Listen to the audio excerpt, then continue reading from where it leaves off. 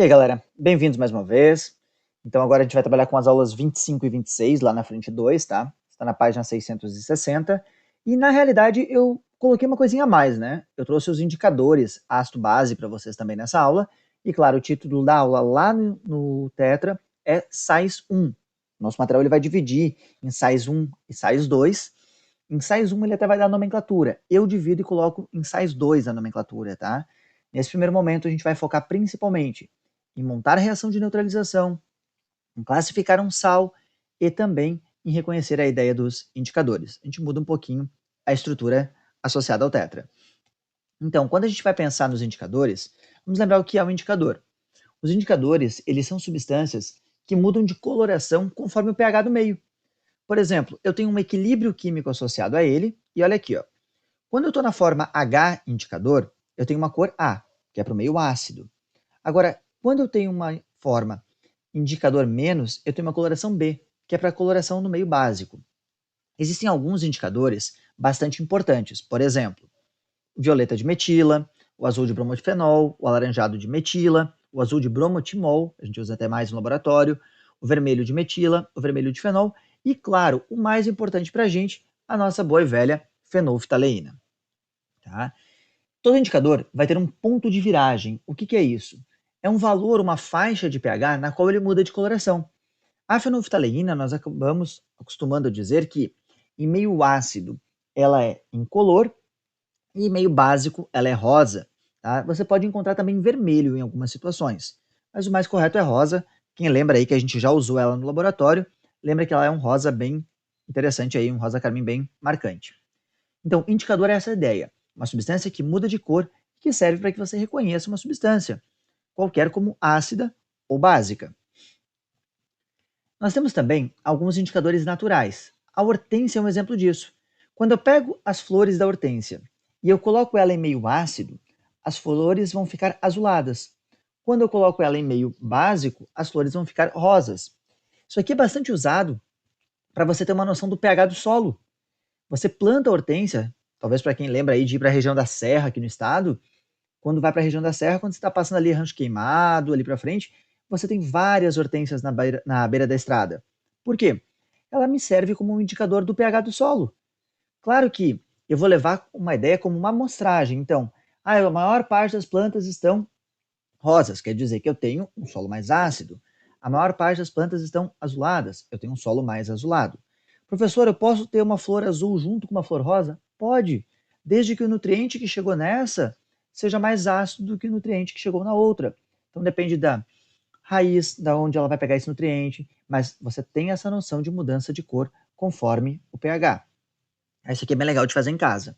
Falando em fazer em casa, você conhece algum outro indicador natural? Pensa aí, vocês lembram de algum indicador que talvez dê para você aproveitar agora que está em casa e acompanhar e principalmente testar algumas substâncias do teu cotidiano? Bom, um deles seria a ideia do extrato de repolho roxo. Se você tiver em casa repolho roxo, você pode fazer esse extrato. E o legal desse aqui é que, olha só, o repolho roxo como indicador, ele te dá todas as faixas de pH, saindo do vermelho para um meio ácido e indo até o amarelo para um meio básico ou para um pH mais alcalino. Então, o suco de repolho roxo ele é bem versátil como um indicador universal. Sugestão: se você tem em casa, você pode testar. Mas você também pode fazer com outras substâncias. Olha só, cebola roxa, a beterraba, a cenoura, a amora, a curcumina ou a cúrcuma, a uva roxa, o feijão preto. Agora o pessoal está em casa, está cozinhando feijão. Sabe aquela água que você deixa o feijão preto de molho? Ela vai ficar com uma coloração meio roxa, meio escura. Tira um pouco dessa água antes de colocar o feijão para cozinhar e separa ela em frasquinhos e testa. Vai ali e coloca vinagre, vai lá na área de serviço, pega algum produto de limpeza, exceto água sanitária, e coloca para você visualizar. E aí encontra o pH. Você vai ter uma noção. Claro, você só tem parâmetro de comparação aqui com o repolho roxo. Os outros, você vai ter que criar o seu parâmetro de comparação. Se você tiver repolho roxo em casa e quiser testar, tá aqui, ó. Que tal testar ele? Bate uma folha de repolho roxo em 200 ml de água. Passa para um coador, tá? Aí filtra isso e você tem esse indicador. E aí, boa sorte, vai brincar, vai aproveitar e fazer aquilo que a gente fala muito sobre a química. Vai fazer experimentação relacionada a testar algumas substâncias. Fique bem à vontade, tá? A colocar substâncias de casa. De novo, gente, não coloque água sanitária. Por quê? Porque na água sanitária a gente tem o HClO, tá? O ácido hipocloroso. Na verdade, lá na água sanitária, ele está na forma de NaClO, tá? Está na forma de hipoclorito de sódio. E esse composto aqui ele é um agente oxidante. Então ele vai acabar oxidando a molécula orgânica responsável pela ação de pigmentação e você não vai visualizar nada. Quer testar só para ver que perde a cor? Beleza. Mas você não vai conseguir indicar pH de nada com o hipoclorito. Tranquilo? Então só a ideia aí de você testar alguns indicadores. E para a gente, o indicador ele vai ser muito útil para você julgar substâncias como ácidas, como básicas. Por exemplo, aonde aqui, nesse indicador, que eu encontraria, por exemplo, o vinagre e o sabonete, ou a água de torneira? Testem essas substâncias. Testa o vinagre, testa o sabonete, testa a água e tenta encontrar na sua casa aonde que isso vai encaixar, em qual dessas faixas de pH. Tá? Isso eu vou deixar a conta de vocês, e aí lá na assistência, na próxima aula, na segunda-feira, a gente troca uma ideia, vê se alguém fez, e falamos um pouquinho sobre esses pHs. Tá? Vamos só avançar aqui. Falando no pH, né? Óbvio que eu vou te mostrar, não se preocupa que você não vai calcular ele agora. Tá? Então, lembra que o pH ele pode ser ácido, ou ele pode ser básico. Tá? Então, de 0 a 7 ele é ácido, 7 é neutro, 7 a 14 é básico. A fenolftaleína, e é o motivo pelo qual eu quis aqui, ela é incolor e meio ácido e rosa e meio básico. E nós temos também o tornassol azul, que ele é vermelho e meio ácido e azul, meio puxando para um roxo aí, e meio básico. Lembra as substâncias que eu pedi para você testar antes? Tá aqui um spoiler, tá? Você pode conferir depois se deu certo mais ou menos a coloração, tá? Só para ter uma ideia, olha aqui, ó. O vinagre, tá? Ele vai estar mais ou menos aqui, ó. Então, você já tem como ver a cor de antes. A água, tá? Ela vai estar mais ou menos por aqui. E o sabonete, ele vai estar aqui junto com o sabão, mais ou menos, tá? Então, você tem uma ideia já sobre os pHs que eu pedi para você testar agora há pouco.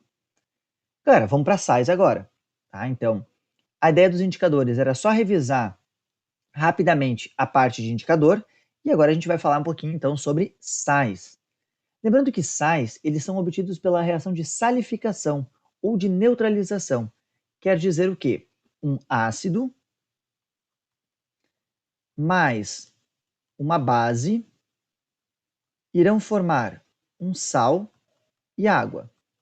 Essa é a nossa reação de salificação ou a nossa reação de neutralização. Então, esta reação é o nosso principal objetivo hoje, reconhecer cada um deles. Lembrando, o ácido, eu dizia que ele era H ânion. A base, ela era o quê? Cátion OH. O meu sal, ele vai ser escrito como cátion ânion e a água, né? O H mais o OH, H2O. Então, essa estrutura aqui é para o sal, um cátion e um ânion. Na realidade, né, nós podemos dizer, de uma forma mais bonitinha, que o nosso sal ele vai ser representado assim, ó. Um cátion, um ânion. Então, um cátion que se repete x vezes e um ânion que se repete aí y vezes. Onde o y era a carga do cátion e o x era a carga do ânion. Então, isto aqui veio do cátion y+, e do ânion, deixa eu pegar a cor aqui, mais o ânion x-. Então, quando isso aqui ocorre, lembra lá da ligação iônica, né? Vocês cruzavam e aí você tem o sal. Pensando nisso, vou apagar aqui. Olha só. Então, um ácido mais uma base dá o sal e a água, a reação de salificação. Eu olho pela formação do sal ou a neutralização olhando pelo H mais o OH. Isso é legal de pensar. Cada H+, cada hidrogênio aqui, ó, neutraliza uma hidroxila. Tá? Grava isso. Um H+ reage com um OH-. E aí a fórmula geral a gente acabou de falar, né? Ânion e cátion, ou cátion, aqui eu usei o A para o cátion, né? E o B para o ânion. Então, reparem na legenda para poder compreender a fórmula usada para o sal aqui. Agora, como é que eu vou falar sobre as características dos sais? Os sais têm algumas características importantes. Por exemplo, eles são compostos iônicos, a gente acabou de ver. Eles são sólidos em temperatura ambiente e pressão normal. Lembra que eles se apresentam, por serem compostos iônicos, uma coisa chamada de retículo cristalino, que você viu lá em ligação iônica. Além disso, eles têm sabor salgado. Só que calma, não me vai sair provando. Tá? Alguns deles são venenosos e são usados em laboratórios e indústrias. Então não é todo sal que eu posso usar para salgar um alimento. Eles conduzem corrente elétrica quando fundidos ou em solução aquosa, tal qual os compostos iônicos. Apresentam elevadas temperaturas de fusão e de ebulição. De novo, propriedade de composto iônico. Eles são armazenados em frascos de vidro ou de polietileno. Claro, eu não vou guardar um sal num frasco metálico, porque eu posso ter uma reação química, eu posso ter a oxidação desse metal, então não faz sentido. Os sais de prata, eles devem ser estocados ao abrigo da luz, pois sofrem fotodecomposição. O que é isso, gente? Eles vão escurecer. Lembra que no laboratório nós tínhamos um sal que nós usávamos, que eu falava sempre para vocês cuidarem para não derrubar no dedo, porque se ele pegasse na mão, o dedo ia escurecer. A gente tinha ali, tá, o nitrato de prata. Então, se a prata entrasse em contato com a pele, em contato com a luz, acabava escurecendo e a tua pele ficaria manchada aí por alguns dias. E também a maioria dos sais que apresenta metal de transição, tá, no cátion, ou no ânion, porque nós temos alguns ânions complexos, tá, ela é colorida. Então, por exemplo, quando eu tenho chumbo, eu tenho uma coloração mais amarelada. Então, quando eu tenho cobre, é bem importante, tá? Sais de cobre mais 2 são sais azuis. Então, aqui ó, dá até para a gente colocar já. Ó, sal de Cu mais 2 é azul em solução. Em solução aquosa ele vai ser azulado. Agora, como é que eu classifico esse sal? Em relação à presença de oxigênio, eu vou chamar ele de oxigênio sal ou oxissais, tá? Então eles têm oxigênio na sua fórmula, tipo o NaClO3, o CaCO3, o MgSO4. O sal que não tem oxigênio, chamado não oxigenado, também é chamado de haloide. E aí nós temos o NaCl, o NaI, o KBr. Repara que o sal oxigenado ele vem do oxiácido e o sal não oxigenado vem do hidrácido. Tá? Então, uma dica bem útil aí. Também posso classificar em relação à presença de H+ ou de OH- no meio da estrutura. Repara aqui, ó, o sulfato de cálcio ele não tem H+ nem OH-, então ele é dito um sal normal. Por outro lado, nós temos os que eram chamados de sais ácidos, que eles apresentam um H+ no meio. Olha só o bicarbonato de sódio, o bisulfato de sódio aqui. Tem um hidrogênio. Para evitar problema, nós não vamos mais chamar eles de sais ácidos, e sim vamos chamar de hidrogenossal. Por que hidrogenossal, gente? Porque é um sal que tem um hidrogênio no meio. Chamar de sal ácido remete a pH, e na realidade a gente vai ver que esse sal aqui, por exemplo, se eu colocar em água, ele deixa a água básica e não ácida. Tá? Então, hidrogenossal. Uma coisa é a classificação, que é o que nós estamos fazendo agora, outra coisa é o caráter do sal, que vai vir depois. E se ele tiver a hidroxila no meio, ele era antigamente chamado de sal básico, hoje a gente chama de hidroxissal, e ele apresenta o OH aqui no meio. Por que se formam os hidrogenossais e os hidroxissais? Eles se formam através de uma reação chamada de neutralização parcial, que nós já vamos escrever. Então, quanto à presença, sal normal, hidrogenossal e hidroxissal. Também posso classificar ele em relação ao número de elementos, bem parecido com a dos ácidos, tá? Ó, sal binário com 2 elementos, ternário com 3, quaternário com 4 elementos químicos aí. Então eu só olho quantos elementos tem e já tiro a minha classificação. E posso falar sobre o sal na sua forma hidratada ou anidra. A gente já brincou um pouquinho com sal hidratado, eu já falei para vocês lá sobre aquela batata frita que eu tentei salgar na praia, né, naquele botequinho que não caiu sal de jeito nenhum. Então, o sal hidratado, gente, ele apresenta moléculas de água no seu retículo cristalino. Mais ou menos aqui a gente tem a estrutura de um deles, tá? Essas moléculas aqui, ó, bolinha cinza e vermelha, representam as moléculas de água que estão interagindo. Aqui, ó, eu tenho a ponte entre o sal, tá? O metal magnésio no caso, e aí eu teria o sulfato, tá? Então, eu tenho aqui um sal hidratado, um desenho de um sal hidratado. Um bem comum é o sal de Epsom, que está aqui em cima, tá? Também temos o sal na forma anidra, que não vai ter água no seu retículo cristalino. Olha o cloreto de sódio aqui, que bonitinho o retículo cristalino dele. Então, cátions e ânions interagindo, não tem moléculas de água. Sal hidratado é bastante comum, tá? Nossa região é bastante úmida, boa parte dos sais estão hidratados, por isso aquela brincadeira com o saleiro lá da praia. E agora as reações.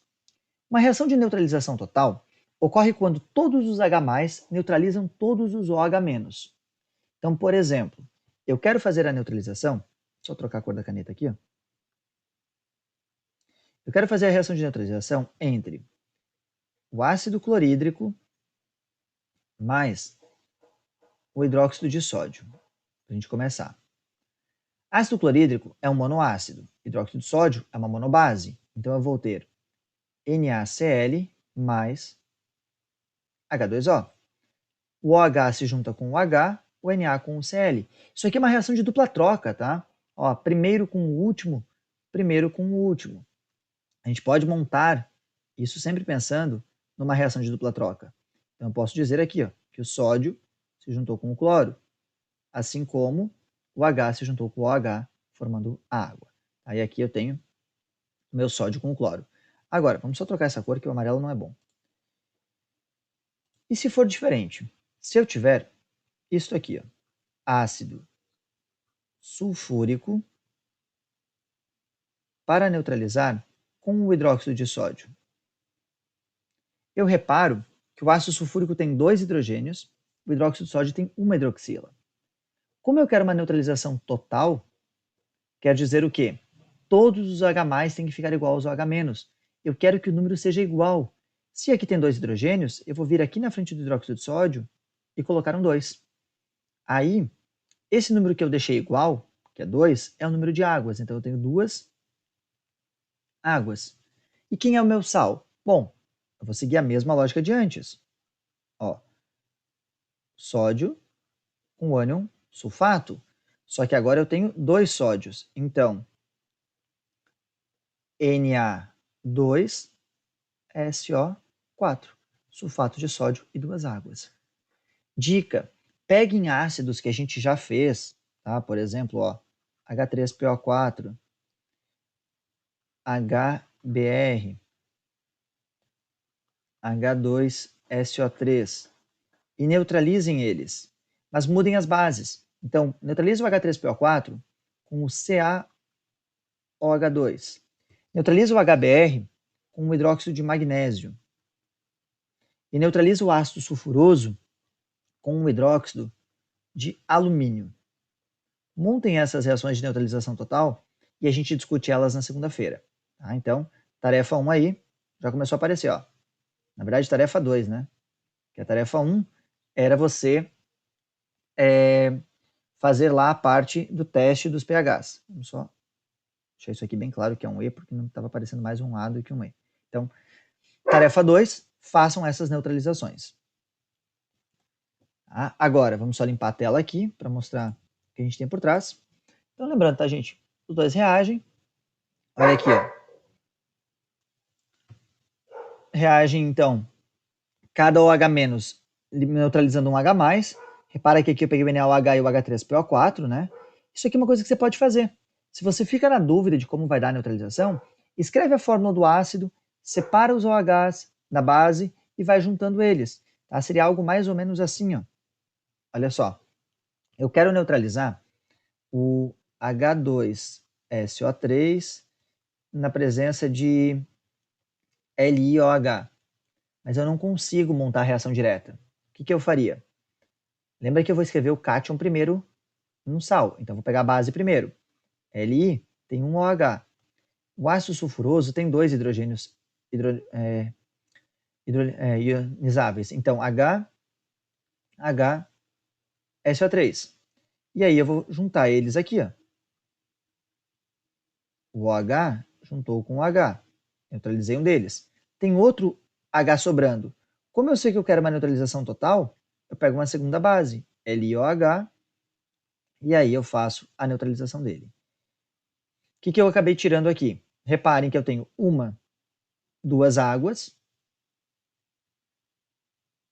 mais, eu já tenho o sal, ó, Li2SO3. Li2SO3.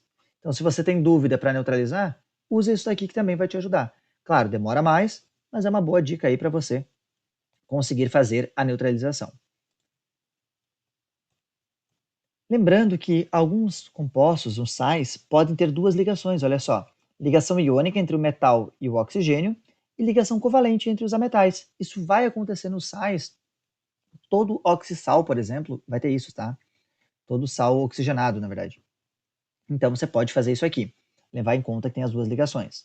Qual vai ser dominante? A ligação iônica. Então a ligação iônica vai ter as suas características prevalecendo sobre a ligação covalente.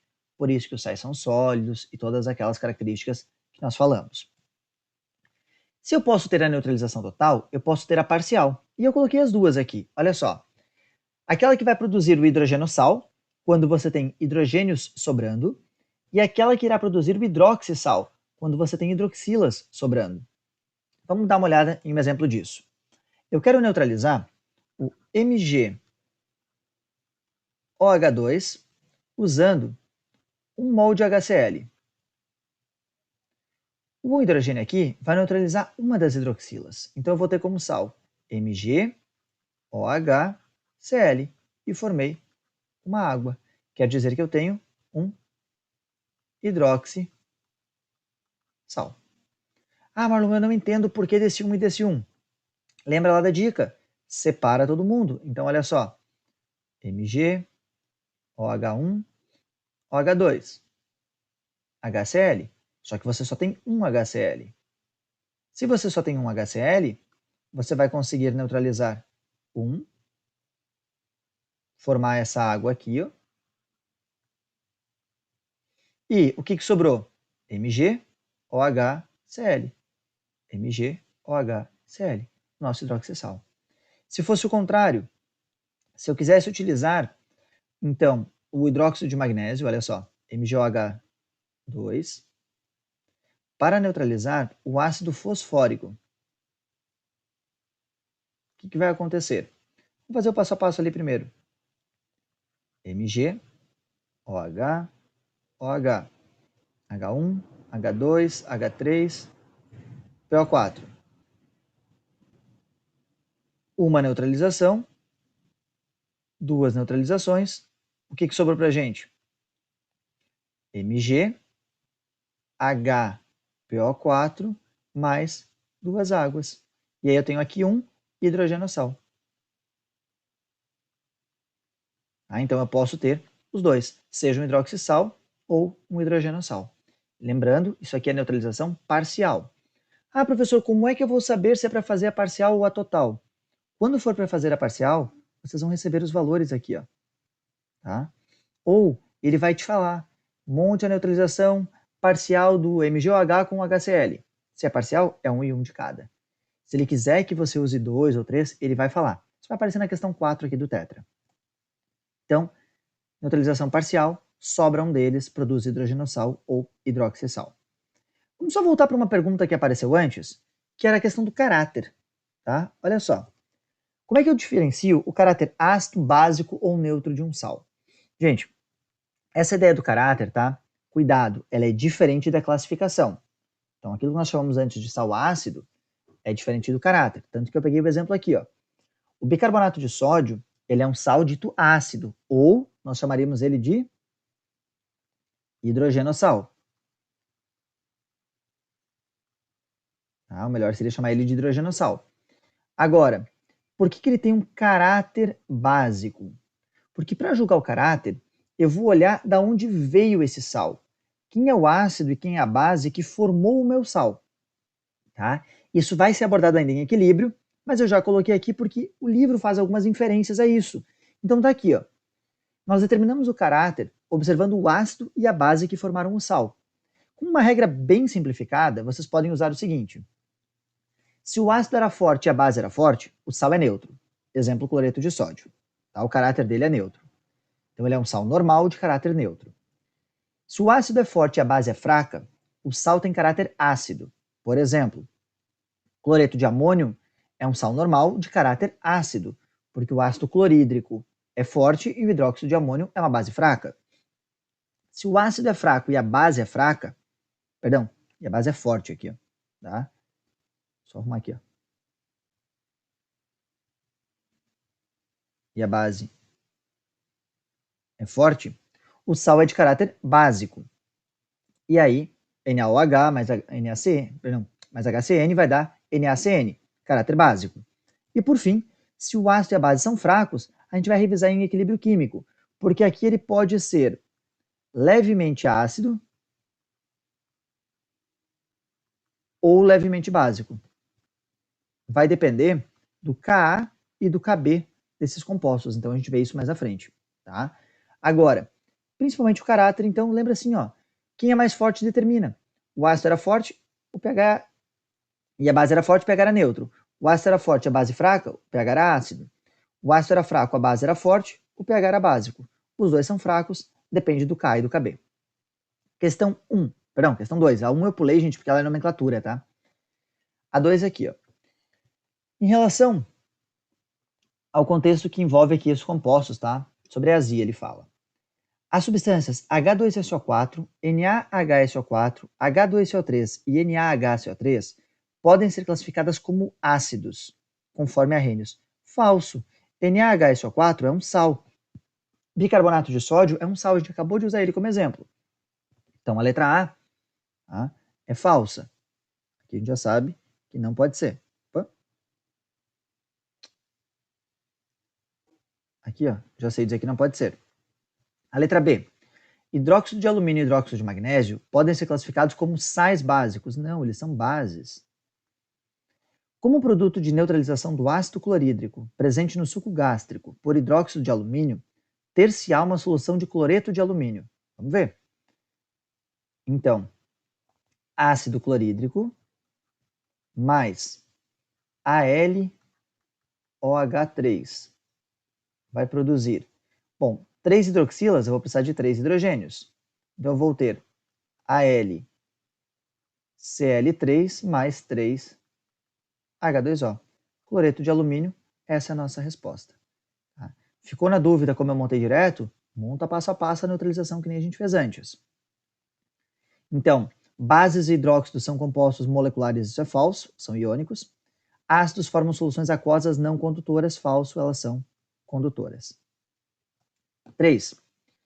O gesso, sulfato de cálcio anidro, endurecido, é um sal muito utilizado em diversas áreas do conhecimento, tais como medicina e ornamentação, por exemplo. Sobre a função inorgânica sal. Os sais são provenientes de uma reação entre ácidos e água. Falso, né? É entre uma reação de ácido e base, chamada neutralização ou salificação. Os hidrogenossais são provenientes de uma reação de neutralização parcial, ou seja, alguns hidrogênios ionizáveis não são neutralizados. Verdade, foi o caso que a gente fez agora há pouco. Então, letra B. A C. Soluções salinas não são boas condutoras, isso é falso, elas são boas condutoras. E a D, a classificação de sal hidratado, justifica por serem, na verdade, soluções salinas. Falso. O sal hidratado ele não está em solução. Estar em solução é estar dissolvido ou dissociado em água. Hidratado é carregar junto a ele no retículo cristalino moléculas de água. Galera, não tem lista no estudos dessa parte por enquanto, tá? Então o que eu quero de vocês são essas questões aqui do livro. 34, 35, 1 e 2, 1, 3 e 8. Lembrando que essa aqui, ó, 34 e 35, tá? Ela é sobre indicadores. Tá? Então, duas questõezinhas aí sobre indicadores e o restante aqui tudo sobre sais. Gente, façam essas questões, na segunda a gente discute ela, corrigimos elas juntos aí, e aí a gente já grava SAIS 2, tá? O videozinho de SAIS 2. Galera, boa semana, tá? Um grande abraço para todo mundo e aquela coisa, façam por favor as questões, tá? E a gente se encontra aí na próxima aula. Saudades de vocês, tá? Eita, errei a escrita de saudades. Fui falar junto com escrever, né? Um grande abraço para todo mundo. E a gente se vê na próxima aula.